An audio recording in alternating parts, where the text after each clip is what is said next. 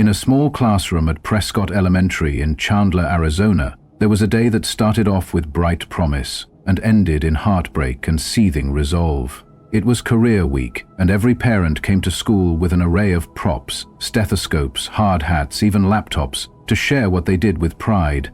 8-year-old Marcus Davis, who had a sparkle in his eyes and a boundless curiosity about the world, was practically bouncing in his seat that morning. Marcus, small in stature but brilliant in spirit, had a secret treasure that made him beam with excitement. His father was not just any man, but an aerospace engineer working for NASA, someone who spent his days unraveling the mysteries of space and shaping the future. His dad, a gentle soul with calloused hands from years of hard work on intricate systems and equations, was his hero, and Marcus had spent countless hours in the garage listening to him explain how Mars relay satellites communicated with Earth. The moment came when Mr. Charles Denton, the teacher with thinning hair and khakis always neatly pressed, asked each child to share what their parents did. With his chest puffed out in youthful pride, Marcus declared, "My dad works at NASA." The classroom, which had been alive with anticipation, suddenly fell silent for a heartbeat. Instead of the applause and admiration Marcus expected, a cold, dismissive chuckle escaped Mr. Denton. His voice, smooth yet cutting, broke the brief silence as he said, "NASA, huh? That's quite the imagination you've got there, Marcus. Maybe next time try something a bit more realistic." That single remark sent shockwaves through Marcus. The dismissive tone and the way Mr. Denton raised his eyebrows as if Marcus had spun an impossible tale was more than just a laugh. It was a blow that struck at the very core of his dreams.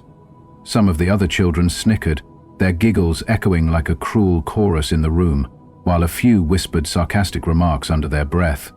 One of his classmates, Mylan Gwynn, leaned in close and murmured, "I believe you," a small gesture that Marcus clung to as the rest of the room turned away. But even as his friend's quiet support warmed him briefly, the damage was done. Marcus's excitement deflated like a punctured balloon, and his hands, once animated with the joy of possibility, curled into tight fists on his lap. Throughout the rest of the morning, every minute felt like an eternity to Marcus. While other children chatted excitedly about their parents' professions, he sat silently, feeling the sting of humiliation and the weight of an injustice that went far beyond a mere classroom joke. His heart pounded in his chest as he sat through spelling tests and math problems, the teacher's sneer lingering like a bad odor. At lunch, while other kids laughed and raced to the swings, Marcus sat quietly in a corner, barely touching his peanut butter and jelly sandwich. He was a picture of despair, a child who had been reduced to questioning his own worth by someone he had once trusted. That day, beneath the bright fluorescent lights of the classroom, something darker was at play. Mr. Denton's cruel dismissal was not just a moment of thoughtless humor, it was laced with prejudice that Marcus could not yet fully understand. It whispered of a world that looked down on boys who, like him, carried the legacy of overcoming obstacles in a society that was quick to judge on the basis of skin color and background. The teacher's words had become a symbol of a wider, more insidious bias, one that devalued not only a child's pride, but also his heritage and his potential. Before that fateful morning, just 3 days prior, Marcus had spent a gentle afternoon in the garage with his father. Seated on an overturned milk crate with a Capri Sun in hand, he had peppered his dad with questions about Mars and the vast universe beyond. His father, engrossed in sorting through old cables and wires, had patiently explained how messages from a rover on Mars took anywhere from 5 to 20 minutes to reach Earth, comparing the delay to texting with the worst cell service imaginable. In those tender moments, Marcus's eyes had widened with wonder, and his heart had filled with pride for the man who had taught him that science was as much about curiosity as it was about discovery. That gentle reassurance, "All you need is your voice, just tell them what I do and be proud," had been a mantra meant to ward off the harshness of the world. But now, that promise of hope seemed as distant as the red planet itself. In the weeks that followed, the sting of Mr. Denton's words festered into a quiet determination. Marcus, whose name would later be changed to Marcus Davis to mark the start of a new chapter in his life, carried with him not only the burden of that childhood humiliation, but also an ember of resolve that refused to be extinguished. As he grew older, The memory of that day became a catalyst for change, a silent vow that one day he would confront the cruelty that had once tried to crush his spirit, and the teacher, Mr. Denton, who had once made a joke at his expense, would come to face a reckoning far more dramatic than anyone could have anticipated. Years later, Marcus Davis emerged as a brilliant scientist, a passionate advocate for equality in a world that still wrestled with deep-seated prejudice. The humiliation he suffered as a child became the fuel for his pursuit of truth and justice, driving him to dismantle the very systems that once belittled him. In a stunning twist of fate, Marcus found himself in a position of influence at a prestigious research institute where he spearheaded groundbreaking projects and, in doing so, shined a brilliant light on the biases that had long gone unchallenged. When an opportunity arose to publicly confront the legacy of injustice, Marcus did so with a calm but unyielding strength that left audiences both shocked and inspired. At a nationally televised symposium on diversity in STEM, Marcus took to the stage with a quiet confidence that belied the turbulent journey he had endured. In his speech, he recounted the painful memory of that career day, the laughter of a teacher who had dismissed his dreams, and the subtle but pervasive racism that had almost robbed him of his self-worth. His words, delivered in a warm and conversational tone that resonated deeply with listeners, especially women who had witnessed their own struggles against bias, spoke of a past marred by cruelty and a future bright with the promise of redemption. With every sentence, Marcus revealed how that early moment of humiliation had become the impetus for a lifelong quest for excellence and justice. The climax of his address came when he announced that Mr. Charles Denton, the man who had once ridiculed him, had been exposed for his long history of discriminatory practices in education. In a series of dramatic revelations, evidence was presented showing that Mr. Denton had not only sabotaged the dreams of countless children, but had also actively participated in a network of bias that had deprived minority students of opportunities. The retribution was not one of mere words. It was a comprehensive public reckoning that left viewers in awe. As the broadcast concluded, the applause was thunderous, and many viewers found themselves whispering, "Ha-hee," astonished by the scale and justice of the outcome. In that moment, the legacy of a little boy once ridiculed in a classroom was transformed into a symbol of hope and triumph.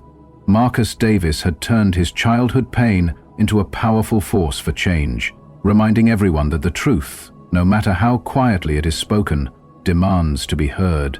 His story became a beacon for those who had been silenced by prejudice, a stirring call for the kind of retribution that restores dignity and paves the way for a more just future. And as the nation listened, hearts were moved and minds were opened, proving that even the smallest voice, when nurtured with determination and compassion, can change the world.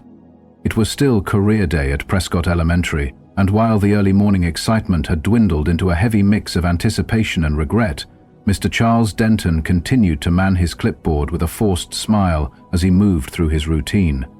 He stepped out every few minutes to wave in the next parent, with a cheerful nod and a few safe, rehearsed jokes meant to ease the tension. Yet something about him had shifted in the wake of his earlier remarks. A subtle, almost imperceptible faltering as he glanced in the direction of Marcus Davis, the bright, determined boy whose spirit had been crushed only hours before by that one callous comment. Every time Mr. Denton's eyes flickered toward Marcus, it was as if his jaw clenched with the weight of unspoken words that he dared not utter. The teacher's internal struggle was palpable, a silent acknowledgement that his dismissive laugh had been more than a harmless joke. It had been a barrier placed on a child's limitless dreams, a barrier rooted in prejudice that Marcus had never chosen but had been forced to bear.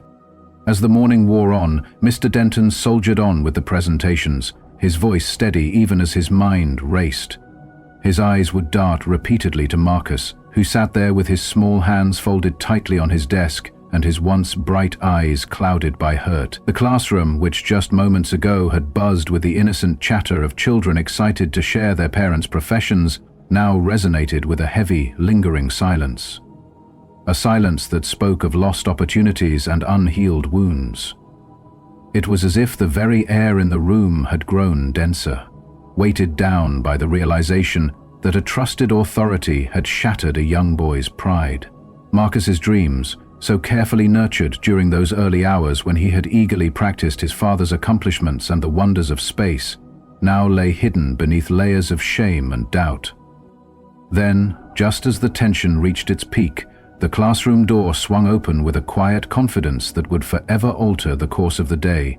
In walked Kelvin Brooks, dressed impeccably in a navy blue blazer, a crisp white shirt, and well-pressed slacks, with his NASA badge clipped neatly just below his breast pocket. Brooks exuded a calm authority that immediately commanded respect, a presence so unassuming, yet so undeniably powerful that every pair of eyes in the room was drawn to him. His neatly trimmed hair, peppered with just a touch of silver, gave him the air of someone who had seen the world's wonders and was not easily shaken. In that single, electrifying moment, the room held its breath. The children's expressions transformed from uncertain confusion into rapt attention, and even Marcus, who had sat so dejectedly moments before, felt a stirring of hope. Brooks' voice, warm yet resonant, cut through the heavy silence as he announced, "Hello, I'm Brooks. I design spacecraft." In those few words, he not only reintroduced the magic of possibility into the room, but also offered a quiet rebuke to the earlier dismissal that had left Marcus so vulnerable. The impact was immediate. The classroom seemed to brighten with a new energy, as if the truth, embodied in Brooks's calm demeanor and his clear, confident statement, had washed away some of the lingering despair. The children leaned in closer, their eyes wide with wonder as Brooks clicked a button on the screen to reveal a stunning photo of the Mars Relay project. The image, a breathtaking array of satellites orbiting in deep space, was far more than a technical illustration. It was a symbol of human ingenuity and perseverance, a living testament to the power of dreams when they are nurtured with hard work and passion. As Brooks continued speaking in that conversational, relatable tone, one that resonated especially with those wise, compassionate souls who had long seen the world through the lens of both hardship and hope, he shared an explanation that was both humorous and profoundly simple. When a curious student asked if he flew rockets, Brooks laughed softly and explained, "I help build the systems that allow rockets to talk to us after they leave Earth. Think of it like this: spacecraft need phones, and we build the phones, even if they sometimes have really bad reception." His words, delivered with a down-to-earth charm and the kind of plain honesty that could only come from someone who truly believed in the beauty of science, caused genuine laughter to ripple through the room. Even Marcus couldn't help but smile, a small but significant sign that the damage was beginning to mend. For that moment, the classroom was united by the wonder of what was possible, and the dismissive cynicism that had earlier stifled a child's dreams was replaced by a sense of collective possibility. Throughout the presentation, Brooks never allowed himself to be drawn into the bitterness of personal slight. Instead, he focused on the wonder of science and the limitless potential of the human spirit. His gentle words carried the weight of a father's love and the determination of someone who had fought his own battles against injustice. Then, in a moment that would etch itself into the memory of every listener, Brooks paused and addressed a lingering comment from earlier in the day. "By the way," he said calmly, "I heard someone earlier say that working at NASA might be unrealistic. I guess some people have a different definition of realistic."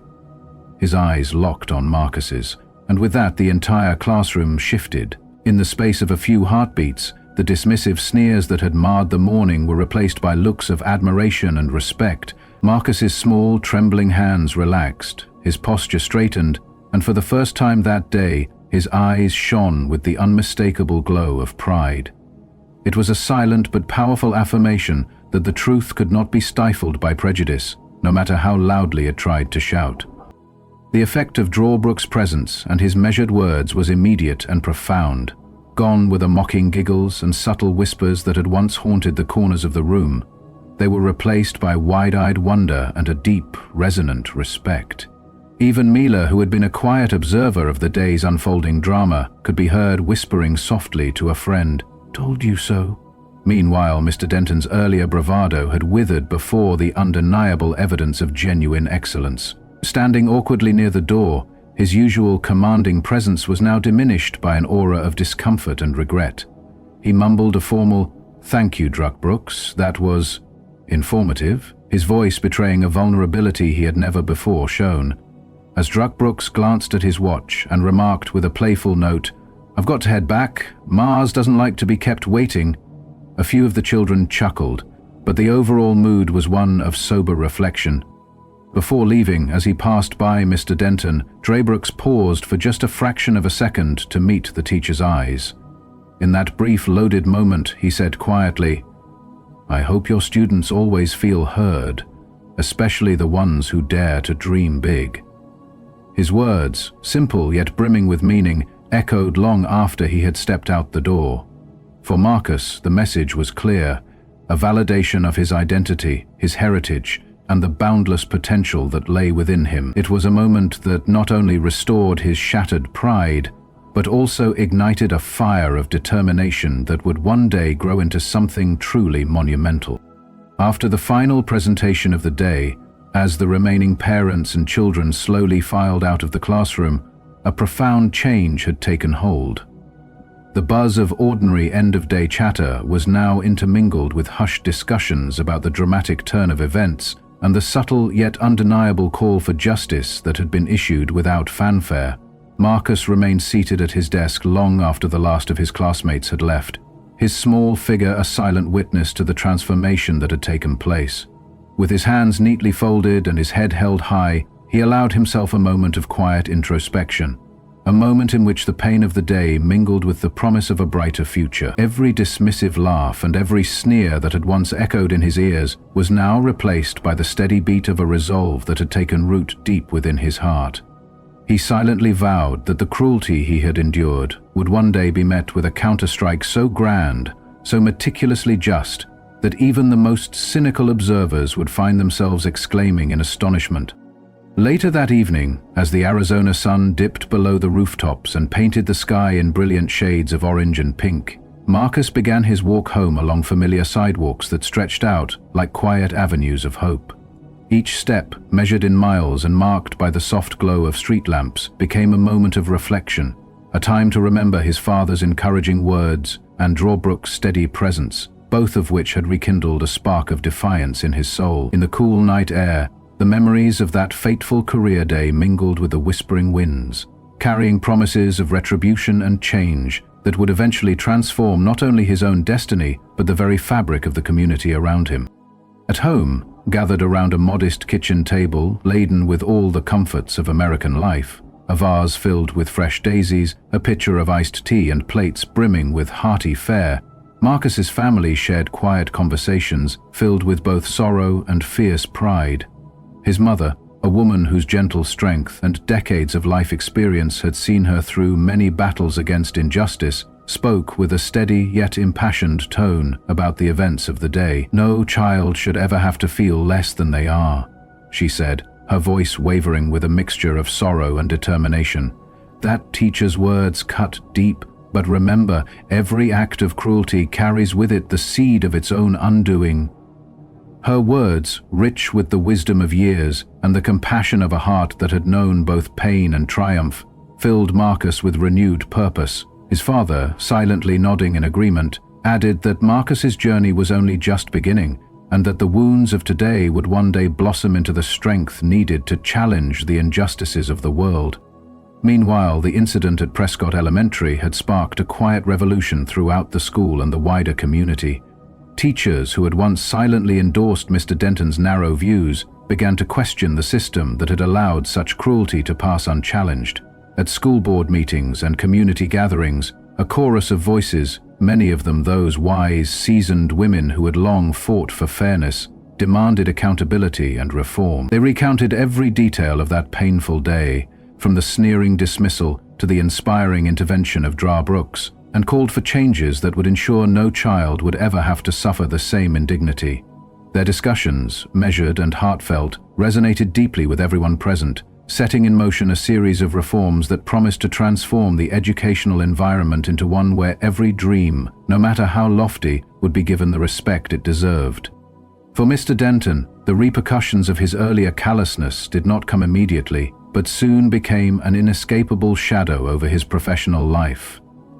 His once commanding presence in the classroom was now undermined by the heavy scrutiny of colleagues, administrators, and even parents, who had long witnessed the slow erosion of decency. The incident had spread quickly throughout the community, and it was only a matter of time before every aspect of his career was examined under the harsh light of accountability.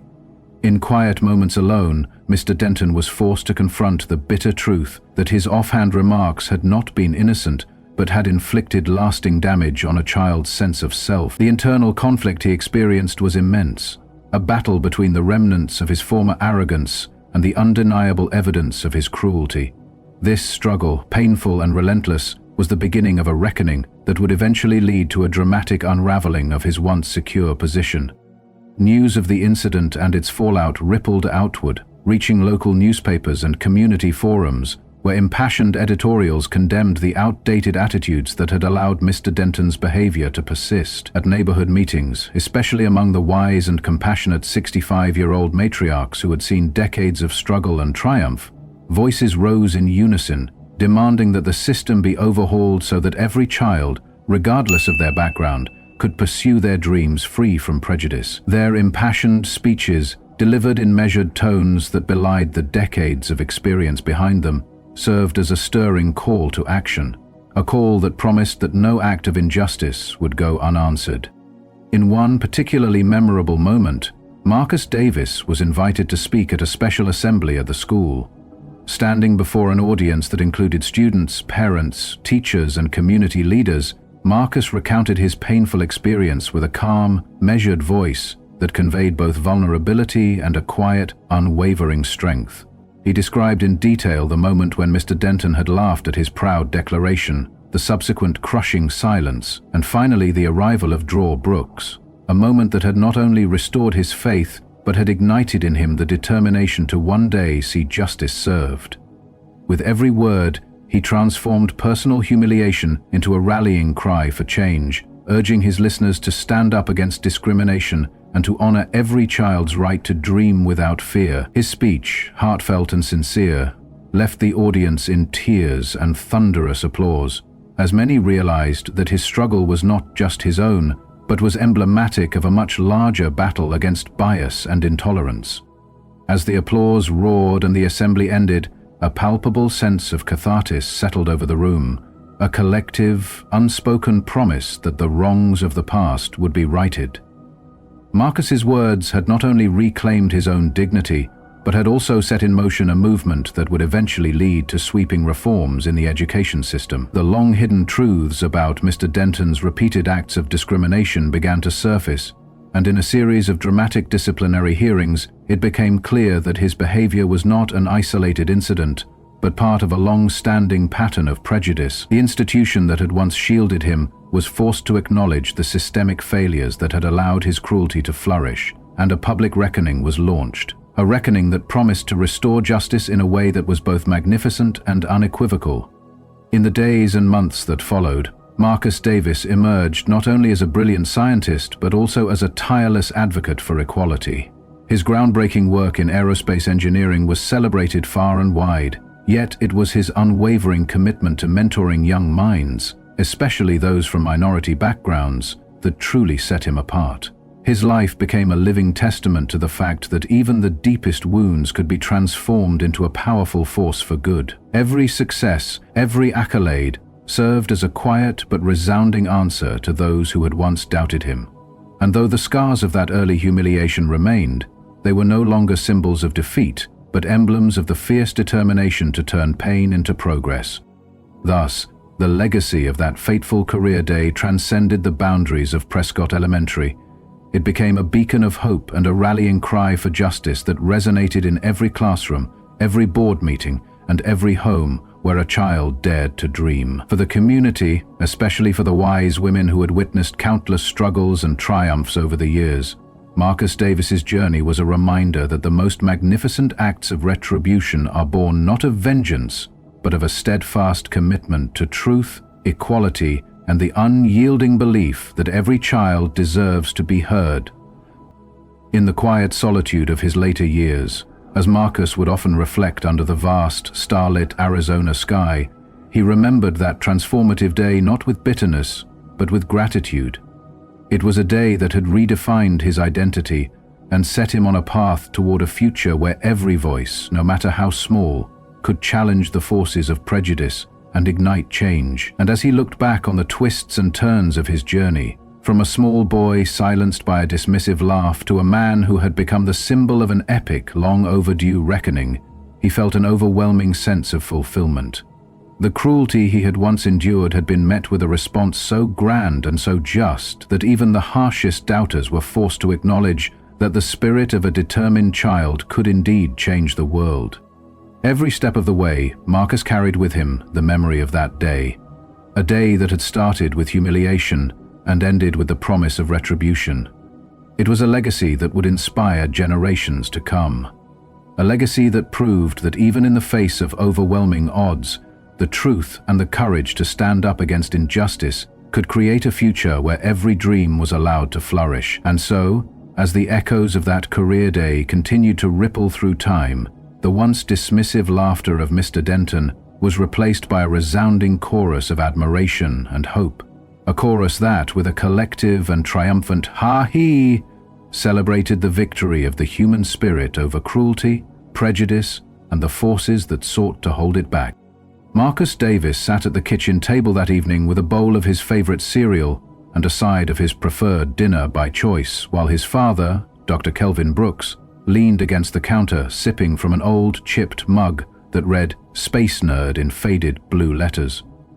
The room was quiet at first, not awkward silence, but the kind that comes when heavy memories and unspoken truths settle in the air. Then Marcus looked up with a furrowed brow and asked, "Did you hear him?" His voice trembled with the residual sting of that cruel moment at school. Dr. Brooks raised an eyebrow in quiet concern as Marcus continued, "Your teacher, Mr. Denton, laughed when I said you worked at NASA."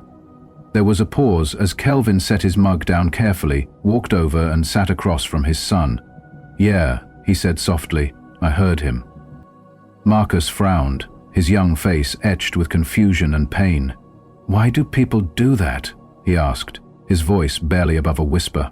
Dr. Brooks leaned in closer, his tone turning serious as he explained, "Sometimes they see the world through a small, narrow box. When something doesn't fit inside, they dismiss it with laughter. It's not always born of pure hatred, but it's a reflection of ignorance. But let me tell you, son, it is never your job to shrink or dim your light for someone who can't appreciate your truth." Marcus stirred his cereal slowly, the weight of his teacher's callousness heavy in his heart. "I didn't feel smart anymore," he admitted, his voice cracking with vulnerability.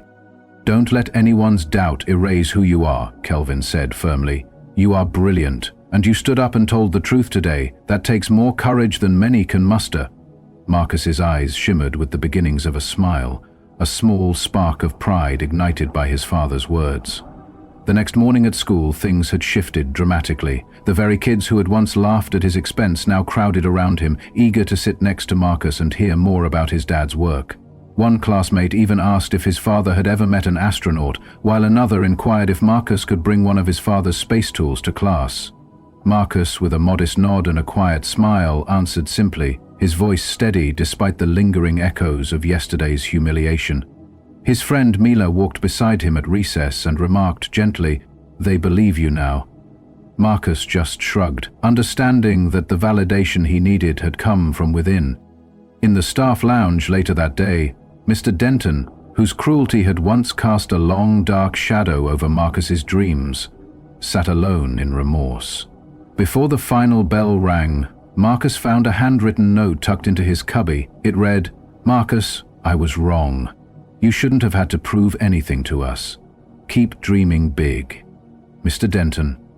Though Marcus never read the note twice, he quietly slipped it back into his backpack. He didn't need the apology to heal, but he knew that perhaps someone else would benefit from that acknowledgement of guilt. That afternoon, as the final bell signaled the end of the day, Marcus walked out of school with his head held high, not for the fleeting approval of classmates, but for the unchangeable truth that his father had shown up. He was an engineer, and more importantly, he had stood by his word even when no one believed him. Deep down, Marcus felt a simmering resolve. The cruel laughter and dismissive sneers of Mr. Denton had planted a seed of defiance that would eventually blossom into a resounding demand for justice. Over time, every whisper of prejudice, every dismissive remark by Mr. Denton would be exposed and met with a response so magnificent and righteous that even the most hardened doubters would exclaim in awe.